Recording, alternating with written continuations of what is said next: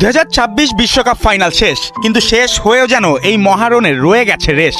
এবার লড়াই মাঠে নয়, চলছে অনলাইনে। গোলের হিসাব নয়, বিতর্ক এখন রেফারির বাঁশি ঘিরে। আর সেই ক্ষোভ থেকেই বিশ্বকাপ ফাইনাল আবার আয়োজনের দাবি তুলেছেন আর্জেন্টিনার সমর্থকরা।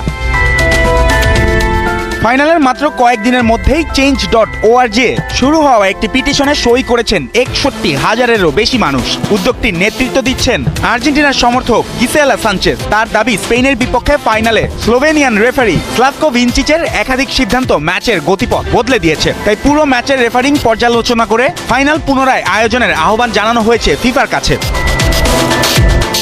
19 জুলাইয়ের সেই ফাইনালে অতিরিক্ত সময়ে ফেরান তোরেসের গোলে 1-0 ব্যবধানে জিতে বিশ্ব চ্যাম্পিয়ন হয় স্পেন। তবে ম্যাচের পর থেকেই সামাজিক যোগাযোগ মাধ্যমে রেফারিং নিয়ে তুমুল আলোচনা শুরু হয়। পিটিশনে অনিয়ম ও বিতর্কিত সিদ্ধান্তের অভিযোগ তোলা হলেও দাবিগুলোর পক্ষে এখনো কোনো আনুষ্ঠানিক বা স্বাধীন প্রমাণ উপস্থাপন করা হয়নি।